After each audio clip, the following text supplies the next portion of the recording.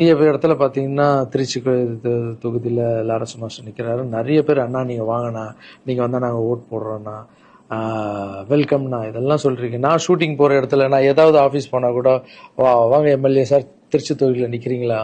எல்லாரும் சந்தோஷமா கூப்பிட்டீங்க, அன்பா கூப்பிட்டீங்க. உங்க அன்புக்கு எல்லாருக்கும் நன்றி. பட் எது தர்மம்னு ஒண்ணு இருக்குல்ல, என் மனசுல இருக்குதான் நான் இன்னைக்கு சொல்லிடுறேன்.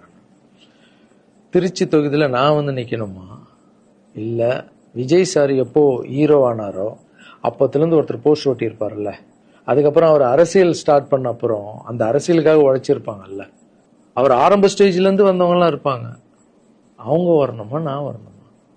விஜய் சார் வீட்டுல இன்னும் எத்தனை பேர் திருச்சிக்காக வெயிட் பண்ணிட்டு இருக்காங்களோ நம்மளுக்கு என்ன தெரியும்? அது விஜய் சார் டிசைட் பண்ணணும். விஜய் சார் யார் நிக்க வைக்கிறாங்களோ யார் வேணாலும் ஜெயிப்பாங்க. ஏன்னா விஜய் சார் முகத்துக்கு தானே ஓட்டு விடுது. அந்த இடத்துல போய் நான் போய் நிக்கிறதுன்றது அது தர்மமே இல்லைல்ல. யாரோ ஒருத்தர் விதை போடுவாங்க, அங்க செடி முளைக்கும், அதுக்கு வேலி கட்டுவாங்க, அதை பாதுகாப்பாங்க. ஒரு மரம் ஒன்று வரும், அந்த மரத்துல ஒரு பழம் வரும். அந்த பழத்தை நான் எடுத்து சாப்பிடணுமா, விதை போட்டவங்க சாப்பிடணுமா? ஒருவேளை நம்ம போய் சேரணும்னா எப்படி தெரியுமா சேரணும்? ஃபர்ஸ்ட் உறுப்பினரா போய் சேரணும்.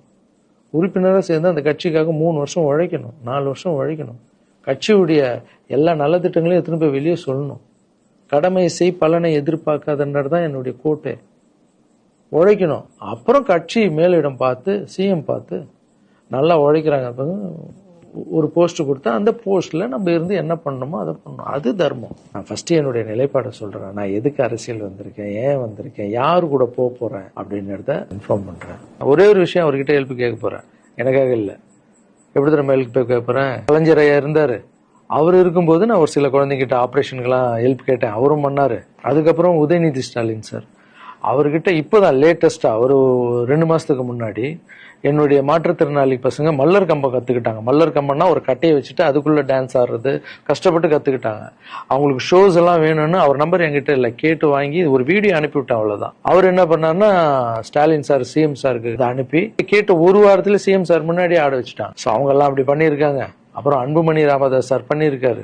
நிறைய குழந்தைங்க ஆப்ரேஷன், அவர் ஹெல்த் மினிஸ்டரா இருக்கும்போது, நீங்களே நடிகரா இருக்கும்போது நான் ஒரு குழந்தைய கூப்பிட்டு வந்தேன், நீங்களே உங்க சொந்த காசு போட்டு ஆப்ரேஷன் பண்ணி அந்த குழந்தைய காப்பாற்றி கொடு. நடிகரா இருக்கும்போதே ஒரு குழந்தைய காப்பாத்தீங்க, இப்ப சிஎம் ஆயிட்டீங்க, தைரியமா வந்து உரிமையோட கேட்பேன், ஒரு 1000 குழந்தைக்கு பண்ணு. 1000 நீங்க நினைச்சா என்ன வேணா பண்ணலாம், உங்க மினிஸ்டர்ஸ் கிட்ட சொல்லி.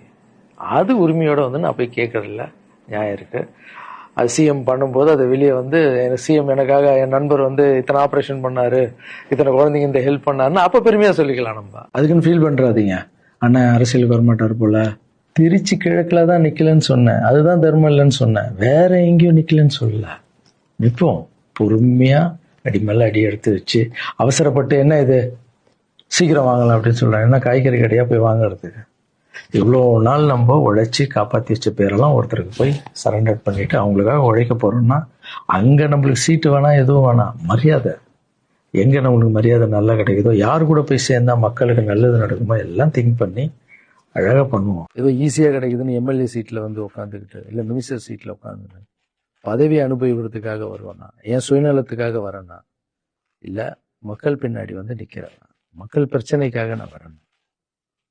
மக்கள் பிரச்சனைக்கு வர்றது தானே இங்க கரெக்டான ஒரு விஷயம்.